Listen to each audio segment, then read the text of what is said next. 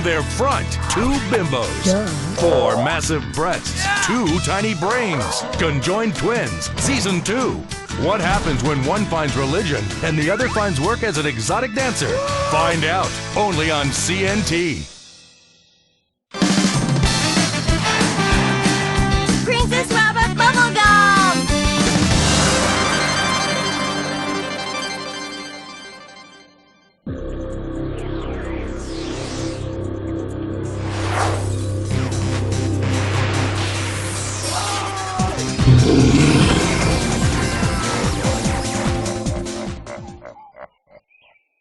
It's okay, it happens to a lot of guys. You never know what radiation exposure can do to your stamen. Oh, this is so embarrassing. Look, please don't blog about this, baby, because I've never had this happen before. Oh no! Yes, Master. Get your ass back down to the training facility. I know I'm late for the sexually arousing training montage. I was just, tending the garden. Are you even listening to me?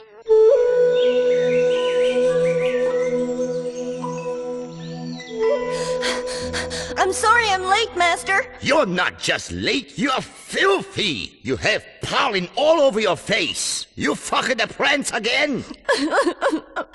Master, why have you never told me about my parents? Ha!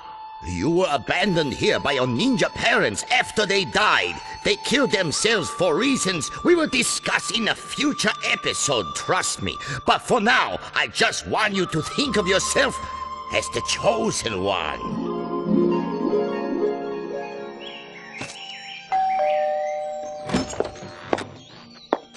What the fuck is this? I didn't order anime whore. I had lived by myself for many hundreds of years. Yet I was prevented from being near children after a bit of a misunderstanding. You'll find a blue square over my house on the internet now. That is a thing that I can't discuss. It was just an innocent swimming lesson. Anyway, I raised you in the traditional way, instilled you with the proper sense of a woman's place. Cha-ching!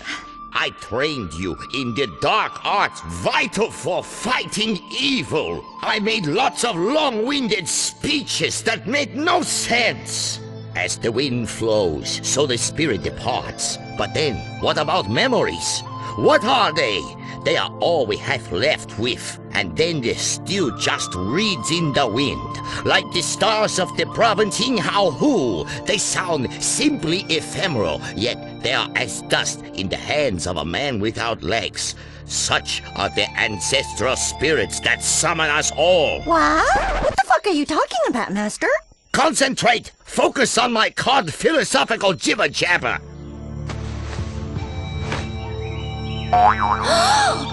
Yes, I think you understand now. You're nearly one with the sword, yes, yeah. Soon you'll be ready for 2 swords at once. Then you get paid extra.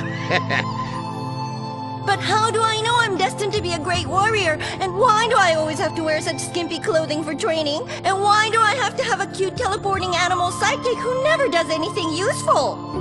Saki! Oh, Saki, you made a mess, you annoying turd! Why?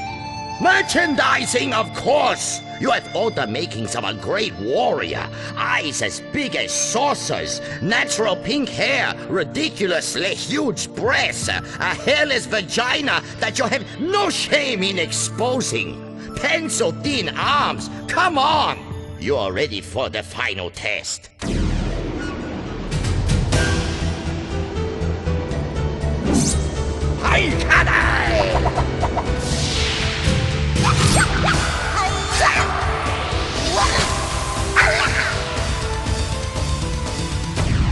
Now you're ready for final awkward transformation montage.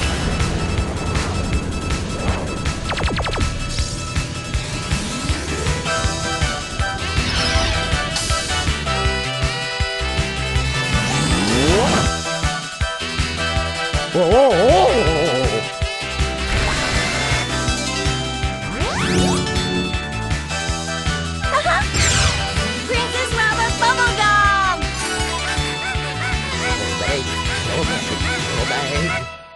You are the only hope we have. Save your dead ninja parents' souls. Team up with a moody, angst-ridden, overly effeminate, androgynous, sword-wielding teen boy. Defeat the alien armada. Loop animation a lot to save production costs. Just like last time? Yes, only this time, futurist Tokyo is not under threat from the forces of darkness. It's not? No! It's under the threat from the forces of evil. Now, trust me when I say this. I'm a total expert in this area. The forces of evil just can't stand the forces of darkness. They can't? No! Please, one is East Coast, the other is West Coast. I mean, if you listen to the way that they sound, it's completely different. One doesn't even use instruments in the tracks. The other one is all like looping and like... You know, like that stuff. They tried group therapy and everything, but it hasn't worked out. Let's head to the next scene because I'm talking nonsense again. Oh, yeah! Stupid bitch! Ha-ha! Ooh, yeah! Hey, why didn't you help me? Oh, too horny to fight crime. Why do I have to say that line in every film? This is terrible. Merchandising! Oh, okay. That sounds artistic. Oh, excuse me. What's wrong with you? Are you blind? What, yes. I'm so sorry, me and my big mouth. My sight was taken from me by the shogun of Teppanyaki. It was this terrible hibachi accident. The onion volcano was too powerful, and my parents were burned alive. I'm a blind samurai. I'm unable to love. You're not exactly a samurai. Yes, I am. Well, then you picked out the wrong costume. Shut up. This outfit is easy to make into a plastic doll.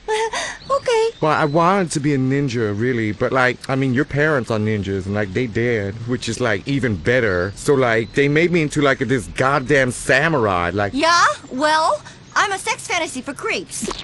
Oh, that sucks. Tell me about it. Anyway. You want to hear something that sucks, okay? The last thing I saw was a man flipping shrimp tails into his hat. Imagine that, okay? Get your mind around that. Flipping shrimp like on a cruise ship. Forever. For eternity. Terrible. What a strange way to go blind. Well, at least he won't be hard to find. I could help you get revenge on the shrimp tosser who took your sight. But it won't be easy. He has restaurants at strip malls across the world. What's your quest? Visit the graveyard.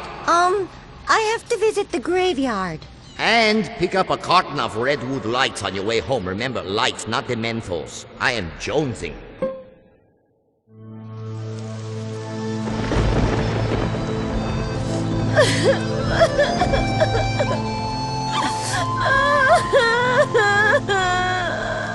It's so sad.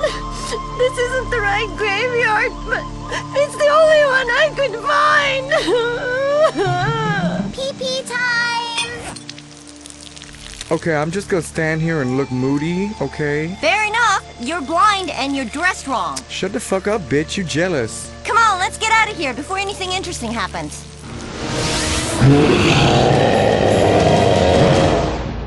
Asian culture's so much better than America. I totally love this place. I think I was Japanese in a past life. Plus, I have a tiny weenie. What? Ah! Oh no! Use Panty Machine come alive! It's a terrible cliche! This is it, the final fight sequence. Oh, another fucking montage! Help! I'm poorly dubbed and we're running out of funds for translation. This story makes no sense. Hiya! Take that! Ooh, I'll scratch you! Dead body freezer box telephone! Yes! Translation problem!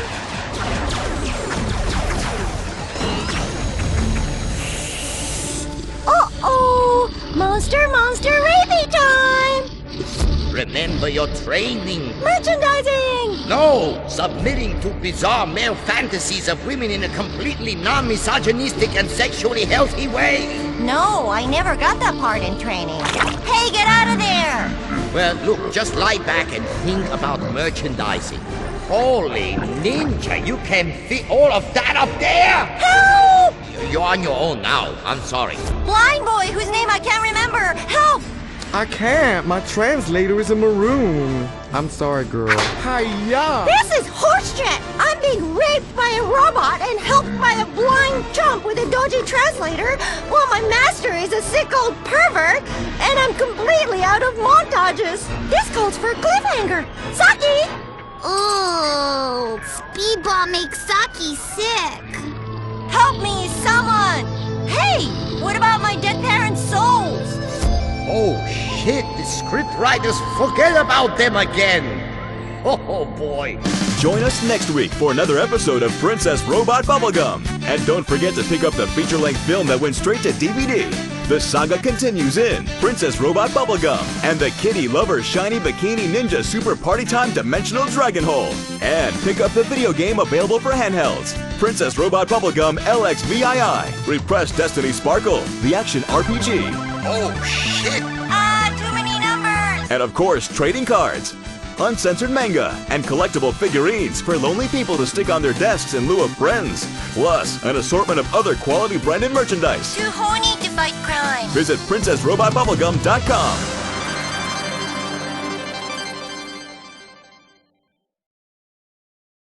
Rich guys make me so wet. Marry rich. It's all that matters. The season finale of Gold Diggers of Liberty City is next week. Oh, Daddy. The competition gets stiff on CNT. Tonight, in a time of unimaginable wealth and poverty, incredible drunkenness, and immigrants gone wild, the city of the future takes a look in the mirror of the past and says, "What the fuck are you looking at?" and then exposes itself in public. Yes, the remarkable story of Liberty City continues in A History of Liberty Part 2, Building Big, Ripping People Off. Major support for this series is brought to you by the Bank of Liberty, who say, "Thanks for the bailout, America. We needed to make yacht payments and to keep our offshore accounts topped up." If you look at the faces that make up the palette of Liberty City today, literally millions of faces, of different hue and tone and hairiness, from all corners of the earth, seething with hate, raging with fear, boiling with anger at the high prices, corrupt police, and strippers with annoying Russian accents, then it can seem like not much has changed in Liberty City in 150 years. Still, they came in hordes to a place that hates you as soon as you arrive. And that attitude is what makes Liberty City the remarkably putrid yet insanely overpriced metropolis it is today. We continue our epic story of A History of Liberty. My great-great-grandfather, Seamus, left Ireland in 1825 and arrived by boat in Liberty City. He was stunned. He'd heard about this magical place with like gold coins and gay unicorns and a lot of rainbows and like policemen who didn't wear any trousers, but what he actually found was this sweatshop construction job. In those days, things were very different, construction workers actually worked instead of drinking during lunch and setting up inflatable rats and sexually assaulting strangers. Nice tits! You're disgusting. By 1830, Liberty City was being flooded with Irish immigrants who were told that American girls were easy to get into bed when they heard a foreign accent. Yeah, it's true. The birds are easy. My family's lived in America for generations, and it's because of my pride and heritage and desperation for some kind of identity that I fake this accent all the time. Soon the trickle of Irish immigration became a flood. The Irish, who were so busy drinking and chasing rainbows and sleeping with midgets, forgot how to grow potatoes. A famine spread across the land. How do you mess up growing potatoes, for crying out loud? It's a tuber, for goodness sake. 1/8 of Ireland's population came to Liberty City in about, 15 minutes. Local businessmen loved it. Finally, they had found them a group of people they could pay less than they pay the blacks. It's about competition, a free market. Just like today, some people looked down on the Irish. Streets at night were full of ruffians. Riots broke out every evening. There were working-class riots against the upper class, anti-Irish riots, anti-black riots, anti-English riots, soccer riots, pacifist riots, girl-on-girl hot riots. Before the invention of television, most people had nothing more interesting to do of an evening than setting fire to their neighbors. At the same time, you begin to see this incredible migration from the south, migrating just like birds, shitting on everything and making too much noise. People from the south headed up to Liberty City because they'd heard now, hey, there's this place that's even more racist than where we live. And you can go there and hate people from all over the world, freely and openly, like a true American. The energy of the city would break over you like a fat woman climaxing. A sweaty, heaving mass that cannot be stopped. A disgusting, sticky, and smelly underbelly screaming in your ear, drowning your soul. And afterwards you feel terrible about yourself and promise never to drink again, hoping no one saw the disgusting trollop you left the bar with. You going out, baby? To satisfy the carnal desires of the population, the city's first newspapers appeared in the late 1830s. Residents instantly demanded less political coverage, preferring stories of moral degeneracy, crime, sex, muggings, and especially rapes, which were always on page 3.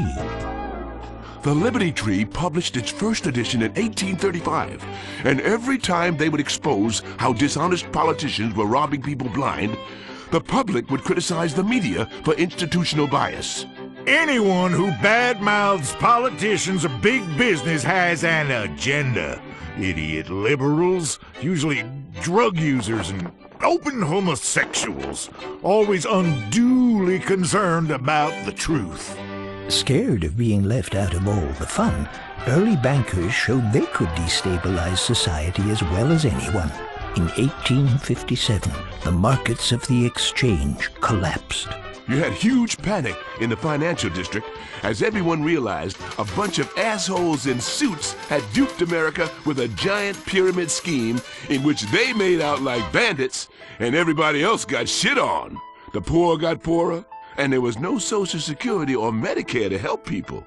Yes, sir, those were truly grand times, when we let the weak die in the streets rather than prop them up.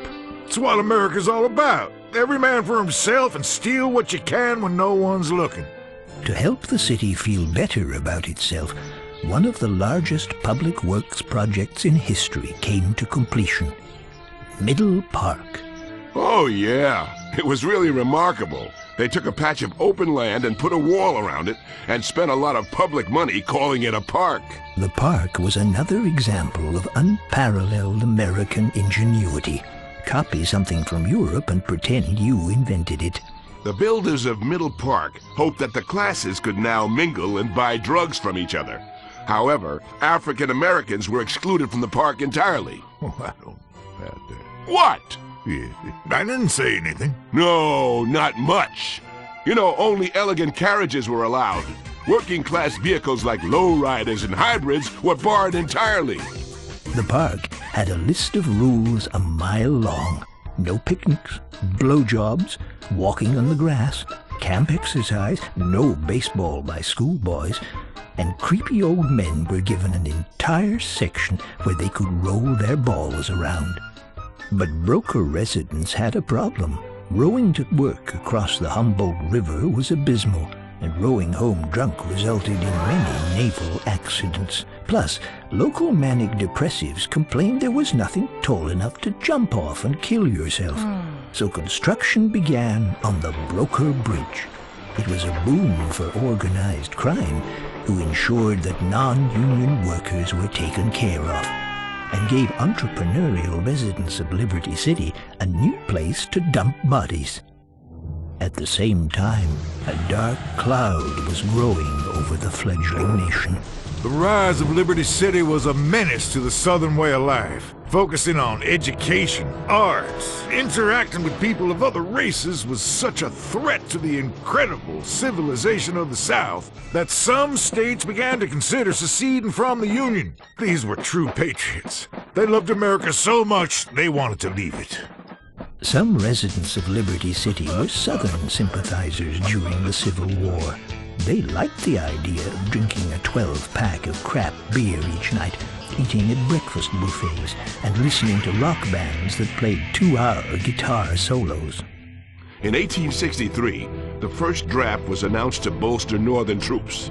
The citizens were enraged, drunk and angry, armed with iron bars, ninja swords, survival knives, and Chinese stars. The draft riots began. An emergency message was sent out via telegraph. Then, the telegraph lines were cut. The wealthiest nation in the world was in anarchy, and not the good kind of anarchy where you cop a feel in the mosh pit at a punk rock concert.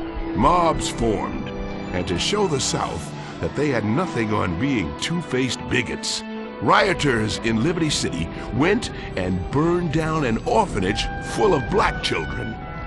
People misunderstand. Well, it's a culture of heritage, not hate. You can see that in our Civil War reenactments in the park. We reach out to the black community, but nobody is interested in learning about history by getting the tar whooped out of them and then set on fire and shot. Strange, really, when you think of it.